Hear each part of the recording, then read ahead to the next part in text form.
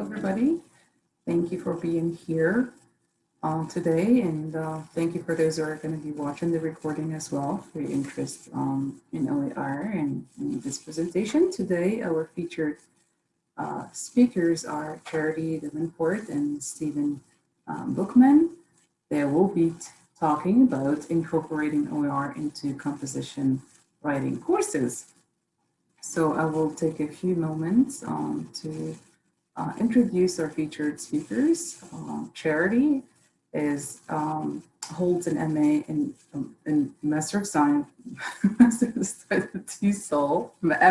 TESOL, and has been an instructor at the University of Tennessee's ELI for 13 years, and will soon earn a second master's in instructional technology at UT. Congratulations. She is the author of 2 ELL OER. The first one is All Greek to Me and Writing with Grammar. Her areas of interest are open education, digital pedagogy, online learning, and UDL, University Design. So Steve Bookman is an adjunct assistant professor at Pace University, where he teaches composition, ESL, and business writing. His research interests are OER, academic technology, e-portfolio, business and technical and professional writing, as well as second language writing. Welcome and thank you very much, Steve and Charity, for preparing this presentation for us today. So I will start by sharing my screen, and then the floor is yours. All right. Okay, thank you for coming today. This presentation, you can go to the next slide, actually. Right. This presentation is going to talk about how to incorporate composition OER materials into composition classes. We will talk about COCA, we'll talk about OER materials and how to engage students, as well as materials that have been used, as well as some of my favorite materials as well. Next slide. So I'm going to talk about the process of writing an OER text, since Charity and I both have written our own texts, how to choose the right text, incorporating it, editing OER text, the benefits to have students using OER text, and some Q&A. Right, so we'll start with the process. The first thing, it takes a lot of time if you're doing it yourself. And if you have no help, and I had no help when I did mine initially, so I had to do it all myself, and I had a month to do everything. And it wasn't easy, but I did it. So time is a big factor in how you choose the type of OER text you want to do. The planning of it can vary depending on who's working on it and things like that. And the materials for it, when you get materials for it, you have to be very, very careful. The Creative Commons license, copyright laws, you have to make sure you're not breaking them. So there's a lot of things to consider when you get materials, which we'll talk about in the presentation. Next one. Okay, you can go to the next one. So how do you know which one to choose? That depends on how much time you have and how comfortable you are writing one. There are 4 options. You can use partially your own materials and partially materials that have already been published. You could use all of your own materials. You could use all your materials can be from one published OER text. And all of your materials can be from multiple published OER texts. It really depends on what your situation is, and again, the time, because time is going to be a huge factor in how you do this. And for me, I can say me personally, that I had all my handouts from the last prior to 6 years before I wrote my book, my OER text. Then I had a month to put it together. I did not have time to edit it, but since my class that I used it for was a composition class, I used that opportunity to teach proofreading and editing. But not everybody has that opportunity to do that. And that's where you have these 4 choices. So there's a lot of flexibility, and it really depends on what's best for you. Okay, next one. So this is the way I do it. And I always start with this, what's the story or the inspiration for the assignment? And for me, that's usually going to the newspapers, looking what's current for current news, since that's usually my topics for my assignments. Then I'll usually look at the sources that I would like to use, what sources I can use based on OER rules. And OER is part of the DMCA, the Digital Millennium Copyright Act, which also includes the Teach Act and Creative Commons license. So what do I need to know from that? And there's a whole lot of things you should know. And there are things that you may need a lawyer for, or the school to tell you if you can use them or not, or a librarian. Then the multimedia, what I always have all my assignments based on multimedia, and then I create the assignment. So this is usually my thought process. I always look at the sources first, just so I know that I'm doing everything, just so that I have make sure everything is OER compliant. Next one. So considerations. As I cannot be stressed enough the time that it takes to get it right. The copyright laws. Copyright.gov is the official one in the United States. Here, you need to know the laws. And part of that is the Teach Act. And that also includes online education as well. Then you have copyright cases. The case I have mentioned here, well, actually, copyright cases are here. And this is from a Columbia University website, but they all follow the 4-factor test. And part of this is substantiality of it, how much you use of it, the nature of it, and the purpose of it. They're all court cases that follow copyright laws need to have this, and this is what they're based on. This is not a presentation on copyright laws per se, and I've been to several, and they are very detailed. But if you are not sure, ask your school, ask wherever. I had to do that for mine, for a few of them. And one time I wanted to use, a video, and I could not because the owner would not let me, and that was part of the copyright laws. So I had to ask first, because there was a little note at the bottom of it. We should all be aware of these things when we do these things. And the case I want to mention here is down below here with the judge throws out copyright lawsuit. This is a case where a student streamlined a Shakespeare video in class. And this is a Vimeo video. And this Vimeo sued UCLA twice. They lost the first time, and they almost won the second time. The rules are very, very the rules can be not so clear sometimes when it comes to distance education. but UCLA almost lost because of the substantiality part. So if you're not sure, and I stress this, please ask your school, because they can, or the lawyer or whoever is at the school that can answer these questions, because these rules can really affect how you use them. And that's why I always start with OER materials before I plan my assignments.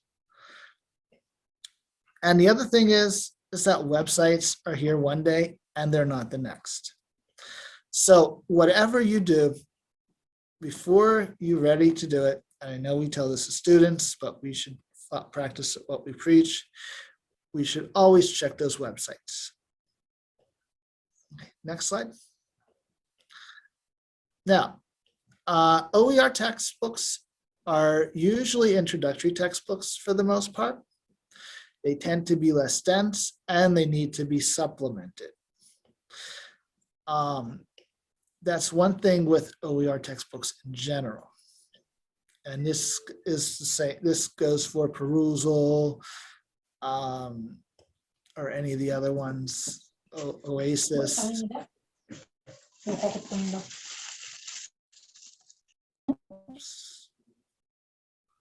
What was, wait, slide just, can we go to the next slide? Okay.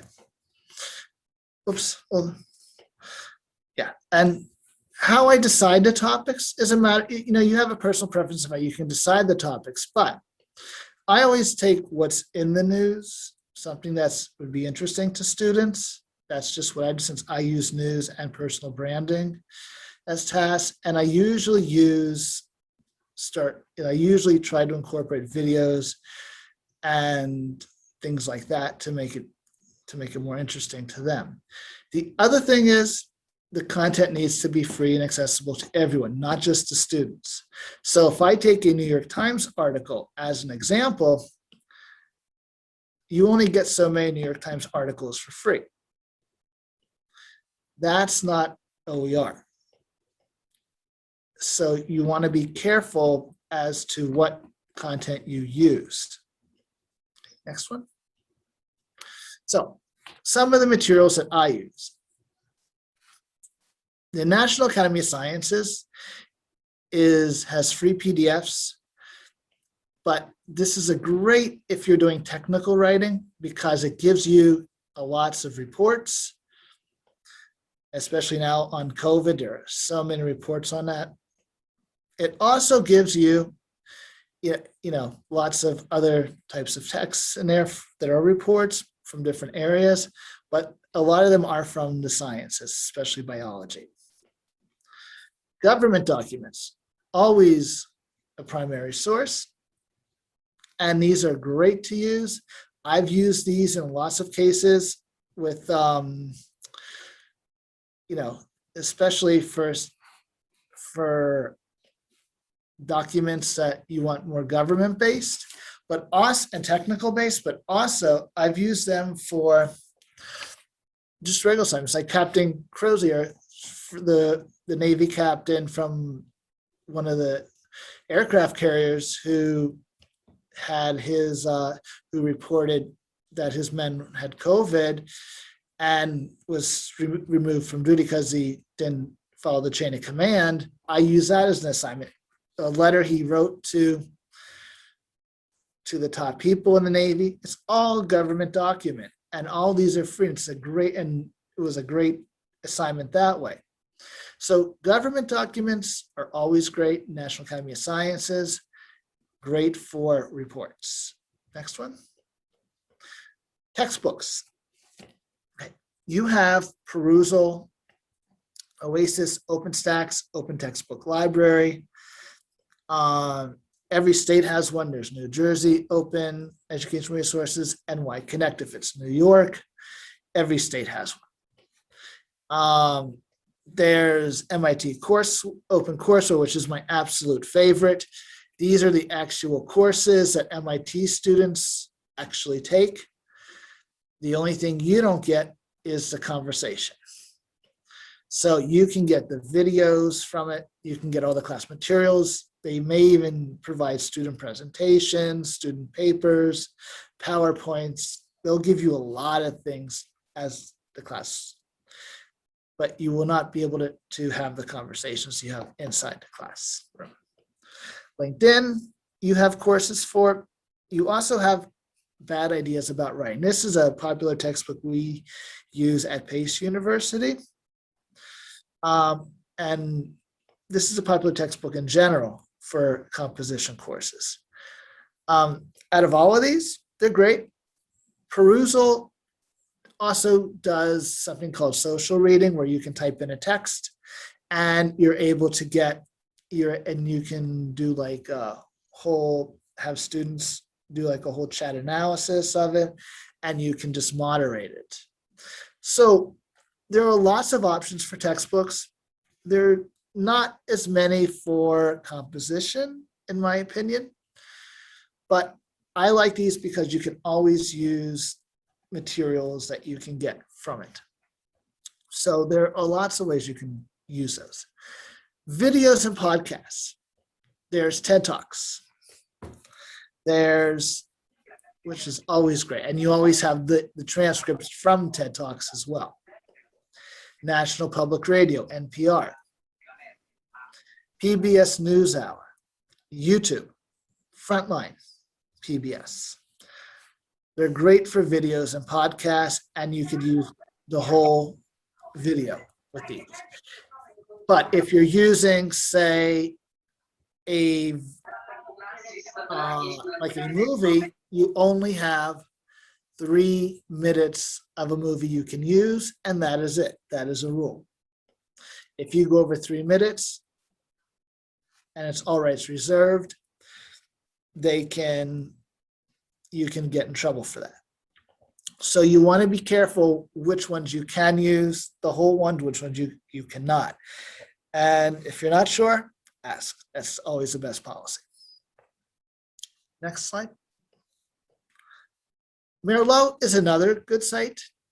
It doesn't have a lot of textbooks, but it has a lot of other things, such as activities, syllabi, working papers, bibliographies. You have any portfolio on there, PowerPoints. And you can actually create bibliographies on there as well with students. And so one of the assignments I sometimes do with students is to have them go on there, see what's on there, and create a bibliography list. Now, it's also another way to break up the class where you use different platforms, because it's more interesting for students rather than just using Microsoft Word and stories all the time. But there's a lot more of other things on here, and it's also another great source. Again, all free. Next one. Now, here's the way I look at the sources here. My first one is always what news and articles interest me. And I make sure they are OER compliant. Then I will go to the videos, since every assignment of mine always is multimedia related. TED Talks, Frontline, PBS, which ones from that, with that, whatever topic in the news would interest me. Second would be, once I have that, I'll go to MIT OCW, and here I will see what I need from it, I'll take what I can get from there based on that. So I'll show you, I'll give an example after this. And then my third one would be Perusal, OpenStax, or any state's OER repository. Okay, next one. Okay, incorporating, okay. So, suggestions, incorporating. The one thing when I first started, and I can tell you, it was quite, I learned a lot from this as being part of the OER team at Pace now. I learned what I was doing wrong initially. What is OER and what is not OER? Databases, news sources are not free to the public. and they are not OER. They are open access because people have access to them, but you have to be granted access. So that's not OER. That's why when I use them, they are only part of assignments. They are not actual necessary materials. I can make a link and say, here, you can go to here to get it, but it's not the same as an OER source. That's the one thing that I was yelled at when I did mine initially. And they're at PACE, we're very strict about this. And being on the OER team now, I understand why they're strict, and we need to be strict because you can get into a lot of trouble for this. 2, use different platforms. I use ePortfolio to submit assignments. I use Perusal and Merlot for assignments. For social reading, Merlot, you can actually post students' papers on there. Students can post them and they can actually get them published on there. And 3, multimedia. Every assignment should have at least one multimedia component to them. Videos always break up a class, and I incorporate pictures and artworks into assignments. And I actually have one based on just on that, which, okay, next slide. Okay, so student engagement. One of the things that whatever the class is, it's always about engaging students. You know, they want to have a little fun with the assignments too. So that's where the different platforms come in. That's one way to make it more interesting for them. And you can do that with OER, with Perusal, and some of those other sites. And just having them,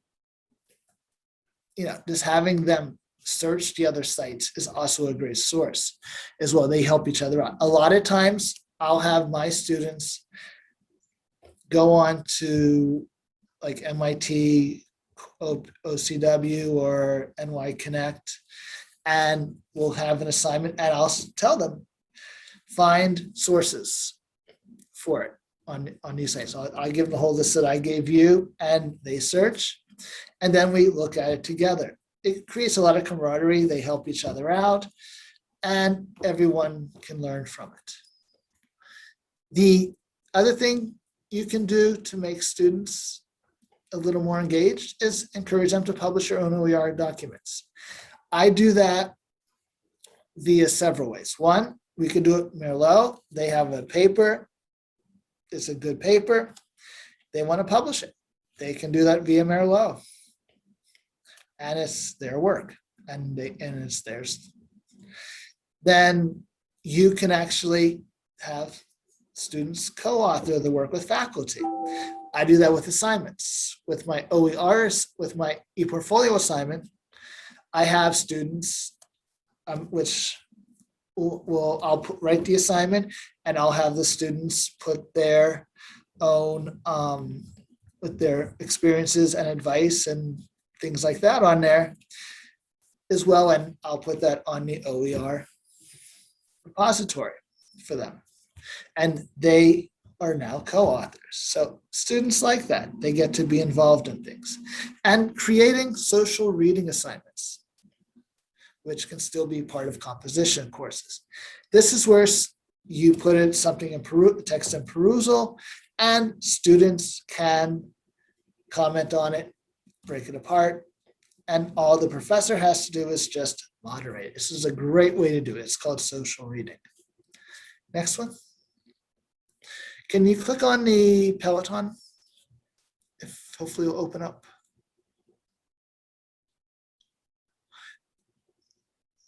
Hopefully it will. Great. So this is one of my assignments that I give them. This is the Peloton commercial Christmas advertisement.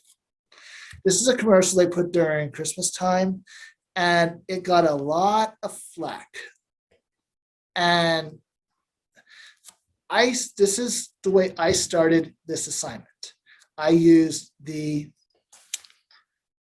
you scroll down a little bit, the ad is the third one here. And this is the one that I use, and it has issues of femininity, of feminism in there, elitism, dystopian is in there. There are lots of different issues in here. So I would start with an assignment like this, start with this video. Then, because Black Mirror is in there and there's a lot of technology involved in controlling of the mind, Black Mirror gets in there, and the spoof ad is also in there. They'll screen after that. So that's the way I started this assignment. I did not start, that's the story for it. Then I built the assignment around the commercial. So I have an essay, a press release, and the students create their own commercial as they would see how it would be better than that one. And it's a, this is the way I start. And that commercial is OER because it is free to everybody. All of these sources here, some of them are free, some of them are not free. But again, it's always starting with the OER part of it. Okay, so that's one way to do it. The other one, the BOM here.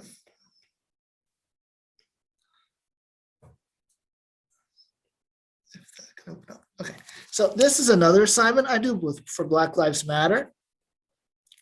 Here, this C-SPAN video right here is actually something, and it's an article, and there is actually, you can actually see the whole here. You can actually see a video on it here too. Is all OER.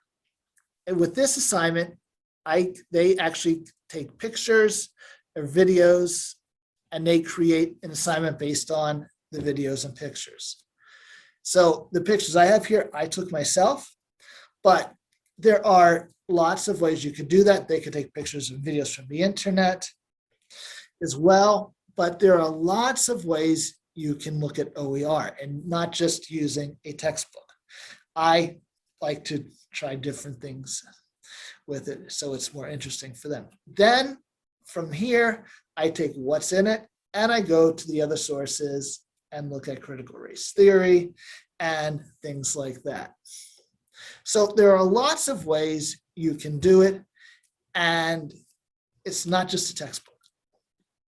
Yeah, okay. And the next slide.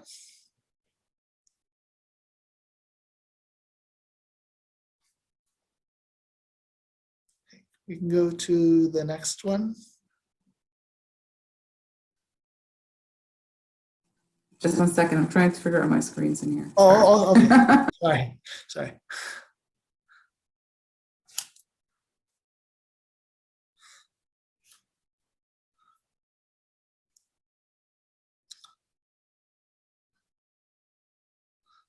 Okay, so now Charity is going to talk about, I talked about how I use it and the ways you can incorporate OER into it. Now Charity is going to talk about using like the vocabulary and how to make it compatible to each level. All right. Hello, everyone. So yes, Steve has talked a lot about like where to find resources, ways to use those resources, and especially for OER that have Creative Commons licenses, if it allows adaptation, that's what I have found most useful for my classes, because I really need to adapt the level of English to my students for materials that we're using. And I'm glad he mentioned like public domain documents, like documents from the government. I use a lot of public domain documents for books and things written before 1924. So the English in them is not exactly the English that we use now. So it's super important for me to edit those documents. And also, I deal a lot with literature, and I'm working at, like an academic English university at this IEP. So of course, basically what I'm needing to do is check the vocabulary and make sure there's still academic vocabulary, even though they're reading literature. So what I'm going to talk about is how do I make sure that they're getting that academic vocabulary and how I can edit and adapt OER in kind of a more scientific way. And that's by using the COCA corpus. So we can go ahead to the next slide. The COCA corpus has a lot of words. I think last time I checked, it has 14 billion words, and it is more focused on American English. There's also iWeb, which is focused more on all English that is used on the internet. So it depends on which corpus you want to use. Both of them are very similar. The corpus is free to use. You may have to make an account as a teacher, but students can also make an account too. I think it's a useful tool for everybody. And what you can do is you can copy paste your text that you want to use into this analyzer. And like, as you can see here, it puts all of the words, like the most common 500 words in blue. Then it has the next set from 501 to the most common, the 3,000 most common words in English, according to this corpus, is in green. And then outside is yellow. So it's kind of saying like how frequently we use this vocabulary. So it's kind of an idea of what words I may need to replace to make it easier for students to understand this reading. It's also a really good way to maybe pull out like a vocabulary list for me to make, to give to students as well. And I think when all of these words are clickable, and then when you click on a word, well, next slide. Yeah, when you click on a word, it kind of brings up like a little, almost like a dictionary type page where it focuses on all of the analysis they have for that word.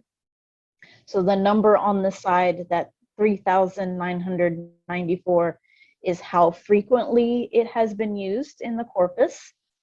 But I really like also, it gives an analysis of where this word appears. So basically, how academic is this word? So it looks like this word advertisement is more common in magazines, but it's also common in newspapers, and a little bit in like academic journals as well.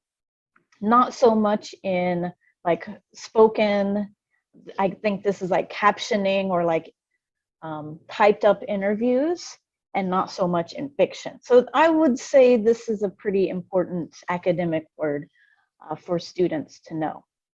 But if I wanted to replace it with an easier synonym, under that, it also gives a good list of synonyms. And usually it'll put like a box around the more frequently used synonym. So instead of advertisement, it seems like most of the time we just use the word ad. So that gives me a good idea if I want to replace the word with a more common synonym. All right, next slide. And then another thing that I do this before I use the COCA corpus, and I also do this after, because I want to check, usually I want to check the Zephyr level of the article to check, is this too difficult or is this even too easy for my students? So I think that paragraph that I put into COCA was a mid C2. That's really high. So that shows to me, okay, I need to make some adaptations to make this reading easier for my students. I can make some adaptations. I run it through the analyzer again to see if the Zephyr level has gone down some. This website here, roadtogrammar.com, also has a really good vocabulary list maker that you can see here in the picture.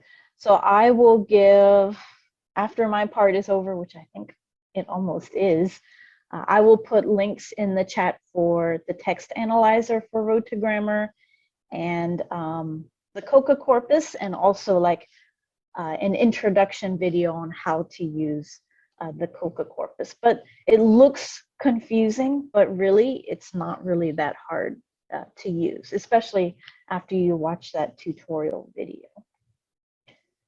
All right.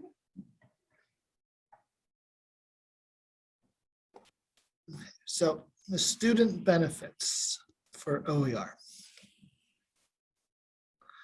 So next one. Textbooks are expensive.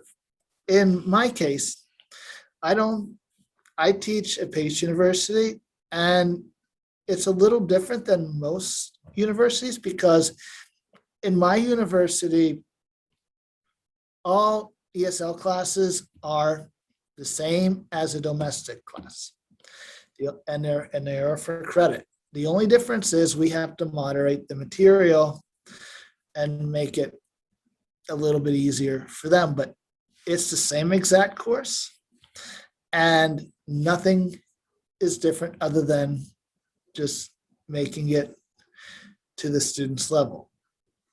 So the Peloton assignment, the Black Lives Matter assignment, I would give to my domestic class and to my ESL classes. So we all know textbooks are expensive. And how many times have we used a textbook, or I've had to use textbooks before at other schools, like an expensive literature textbook that I would rarely even use. It doesn't help any students, and it doesn't do anything for your course evaluations either. So if you're not using the majority of a textbook, it's better to create your own or adopt and adapt. It fits the professor's style better, and it's easier for the professor to teach.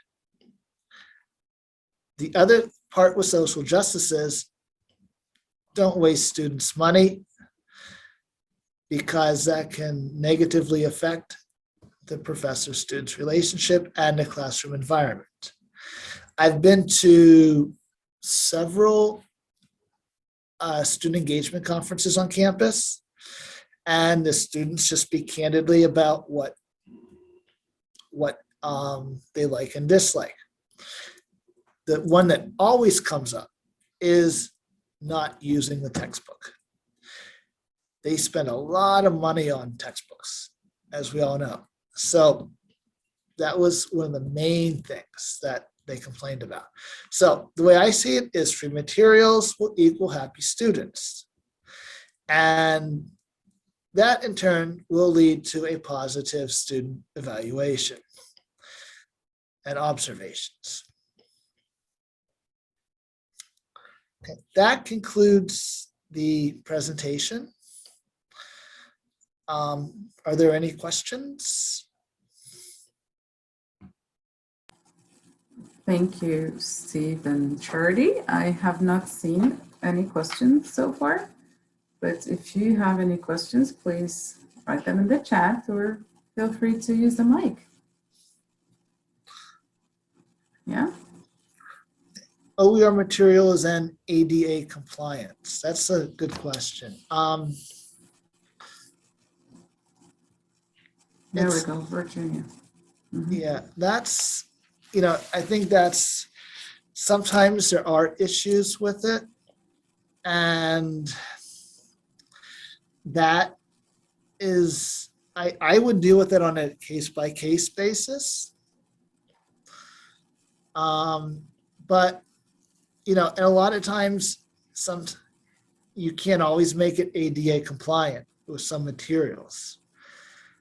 So that's also something you have to consider. But fortunately, in my case at least, I've rarely had to deal with that issue. I don't know about Charity, but I have rarely had to deal with that issue. but it is something to consider. And it's something that, that if you can't do it, there's always a way to accommodate a student in some way. Mayor Chris is also saying, it sounds like you consider anything that is usable by anyone without, for example, subscription as an OER, even if not published under a CC or a similar license. Is that correct? OER is, as long as it's free to everyone, which means the public too, yes, it is OER. If you, some of the things on there, like on my list that I use, like Merlot, you have to register for, but it's free. All you need is an email address. And on Merlot, 30% of the subscribers are students. So, as long as it's free to everybody and there's no paywall or anything like that, it's OER. Yeah, actually, I was thinking about this when I met with Steve to talk about the presentation. Is like there's different camps of definitions of OER. I am definitely a person that's been in a camp of it needs to have Creative Commons licenses to be OER.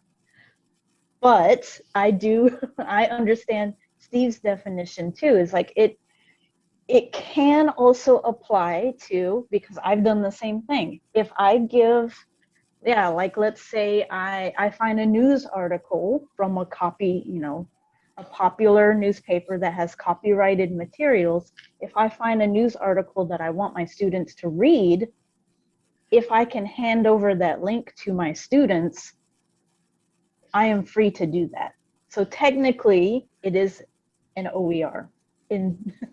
There's many definitions of OER, and I wish that there were one, but I think we can include, but it is important to know the difference between it's more like open access. What do I have the freedom to use or like to share this link to my students, and what has the Creative Commons licenses that I can do way more with? I can adapt it, I can print it out legally and give to my students. I can copy and paste it and put it on, a website.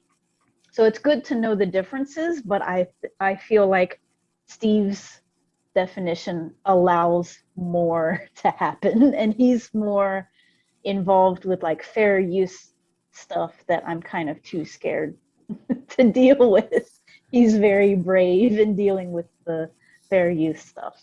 And I want to be more brave too. So, thank you, Charity and Steve. So for those who are very, this is very not familiar with OER, and this is the first time for them to hear about it. What is the very simple definition of OER and the very simple distinction between what is an OER and a public domain or open access? Because these are the main keywords right now, three concepts, right? Open access simply means you have access to it. That doesn't mean it's OER. If you take in the university as an example, students have access to the databases because they're part of that community and their tuition is paying for it. So they have access to it, but someone who's not part of that university does not have access to it. So that is open access, but not OER. OER is when everyone has access to, whether it's public domain or whether it's, but usually something like that is when everyone has access to it, not just a certain group. Okay. The way it was explained to me. Yes, and you were talking about the license. So the license is, can you, Charities, just give them a very brief what the license is, like a picture, just for those who don't know about it. You find it somewhere that has, Oh, the yes, I can CC, do that. I will do that. right? Yes. So Charity will give you an example of, show you an example of what we mean by the license, for you to know this is open only access of public domain or an OER. All right. We do have a few questions here that I can see. I see that Virginia is also asking again, is there a particular format for OER you prefer? Press books, textbooks or anything? Particular format of OER that you prefer? I would say no. I mean, as long as for me, I use textbooks. I like bad ideas about writing. I use videos. I use all kinds. I don't have any particular format that I favor, but I like to use different formats. But I mean, there is no one particular format that is better than another as long as it fits what you're trying to do. If we think about UDL, Universal Design, right, and it's better to have a diversity of, formats of material and resources and, text versus audio media, etc. So I think it really depends on your learning objectives and your depending on what the students' needs are.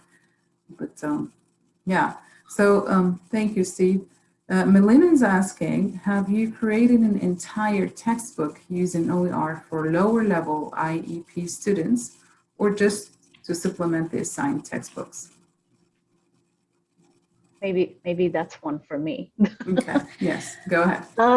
So I think part of what I want to do involving our OER group and all these webinars and things is because there's not a lot of materials out there for English language learners, and especially it's difficult to find materials and to make materials for lower level IEP students. Even my textbook is more geared towards advanced students. And yes, going back to the previous question, it's in press books, but I like having things just in Microsoft Word because it's easier to print for my students and it's easier to edit. I do have a PDF copy of my book, but yeah, Pressbooks does sometimes have issues with making PDF copies. Yeah. That is what Chris is saying, Charity. He says that he has issues with CC license OER that is only available through Pressbooks as a PDF downloadable as well. So exactly what you're saying. Yeah, I like Word documents because then I can edit it and change it pretty easily. Mm-hmm. I did teach an intermediate, kind of low intermediate writing course last term, and I used a textbook that might be of interest that I can stick in the chat. Thank you. And so Charity also shared a link to show you the CC license example for what's a license basically for you to know if that material is OER or not. Should be find one of those pictures to tell you which license and what you can do with that particular material. Any other questions? Here? We're 50 minutes, we still have. Do you have advice for how to convince who, Chris? Chris, do you want to grab the mic? Chris Speckman? Yeah, sorry, I'm typing slowly. That's all right. I was Go ahead. if you had any advice on, we're making a textbook now for lower level English learners at a community college, and we're hoping to be able to get it open access or open OER licensed, but we may have trouble convincing the higher ups. Do you have any advice on how to go about that? I think if you do, well, and I'm always the resource lady. I can find like a PDF for you that's like about the like myths about OER and like the benefits. Like we talked, like Steve talked about, you know, especially for textbook costs, there are benefits. I think especially for student engagement, there are benefits. When I use my OER textbook, my students have way more fun because I'm pretty familiar with the material and I can edit it and I can change it to, you know, fit the students' needs. So I think students are more engaged. Like Steve said, I've had my students help, you know, edit my book and, you know, contribute to like the answer key, and they feel so proud that they're part of this process. So I think pointing out the benefits and also acknowledging maybe people's misunderstandings or, you know, lack of knowledge about OER is a really good way. And yeah, I will find, I think there's like a little PDF for things like that. So.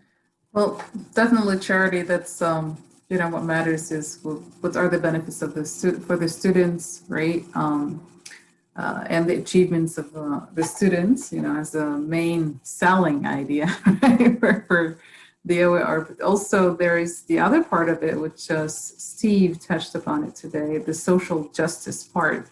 So I don't know what kind of institution you're talking about, but I gotta be politically correct in here to kind of lay down the idea of social justice and take it from that angle, because OER is a movement, right, to respond as a way from to UNESCO.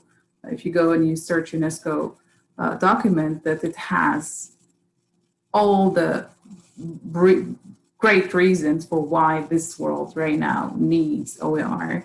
Education needs OER to narrow educational inequity. That's also another angle that you can, you know, explore, in my opinion. Right? I think that students also like when a professor creates his or her own materials. I think that they look at that very differently than just using a part of a textbook and they don't get their money's worth out of it. I think that's also another part of it too. Yeah, of course. So yeah. It's great for students. I mean, not paying money in itself is a huge advantage, right, for them, other than the content and the engagement and everything else. So we have Virginia asking again, I teach a higher level ESL writing class where students write research papers. Any suggestions for an OER textbook for that? Charity? Yeah. I would say bad ideas about writing. You could look. That one's pretty good. And then I also am using one this semester with my advanced students that I'll share. Okay, what's the name of it that you're using? On YouTube? You want me to? College ESL writers, applied grammar and composing strategies for success. Great, perfect. So Jennifer is asking, if your textbook is SCC licensed textbook, can you share a link? Yes, I'd say yes. Great, you did. Okay, here's my textbooks. Yeah, look at the chat. Charity has shared so many things as usual, very generously, and OER as a mentality. You know, you have to have that mentality that excuse me, Steve and Charity are, you know, having shared with us, so that you share your own material. You have to be willing to, you know, we are used to the traditional thinking of, well, it's mine, I need to get credit. With a CC license, you know, CC BY, you get credit, right? It's you have to mention who did it. But with OER, we're thinking about, again, social justice, educational inequity. We're talking about communities of practice. We're talking about sharing knowledge, learning from one another. It's a state of mind, and it's a mentality that educators need to adopt basically, right? For OER to be more implemented. And as Steve mentioned, it takes a lot of time to do, yes, for those who do them and have the resources, but there are others who do not have the resources that would greatly benefit. So if you think of making a difference in the field and sharing with other educators, then it's a very good cause. And I want to say that MIT Open Courseware started it 20 years ago. Right. And that's when Creative Commons license started at the same time. I don't think they created it, but I know it started at the same time. And they gave their courses away for free, basically. Mhm. And professors bought in. And MOOCs. That's as well. how it starts, I mean, and then, but you don't get the conversation, but you get the materials. And they have helped so many people around the world. And, and this is what they have done. It's really a good concept, and students have really benefited tremendously from what MIT has started. Right. This very also related to, I mean, it's the same concept of MOOCs, the massive open, courses for educational inequity, narrowing that. What I'm thinking about right now is not only textbooks, all the other materials that we share with others, or we create basically, right? Can share with only a small group of people, colleagues, but with OER, you can share with millions of other colleagues around the world. So you don't have to write your own textbooks, which it would be great, to help your own students and others. But I'm sure you have so many materials that you already created to supplement your own textbooks, because we always have issues with any textbooks that we basically use for our classrooms, right? And there are so many angles and needs for the cultural, the intercultural content that is missing, acknowledging, so many other issues basically that you don't find in your race and others, right? You don't find in traditional textbooks, but you might have supplementary materials, that's my point, that you created for your own classrooms. You make OER and share with the rest. I share with you and you share with me, pretty much it's, it goes that way. And we all benefit, that's OER. All right, so here, do we have any other questions? 1 minute. Anyone else have any issues? I'll just Yes. add that at PACE, we have just, we always encourage professors, the OER team, always encourage professors to not just put a textbook, just to put an assignment, a PowerPoint, anything like that is also OER. And we are creating different pages for different types of texts now. So it's not just a textbook. And, we're trying to get more professors to do that now. Okay, thank you. Chris is saying, anyone else having issues with the open Yeomani EDU book? I get this error when click online version. It's might be temporarily down or have been moved permanently to a new web address. I'm not sure about that. If I click on it, and what happens? I'm gonna stop sharing my screen. I think this marks the end of our session today. I'd like to thank Charity and Steve again for their wonderful presentation and very rich with the resources and tips and advice and strategies for creating resources, OER for course writing courses. And I'd like to thank those who are with us as well. Thank you for being here until the end, and thank you for your engagement.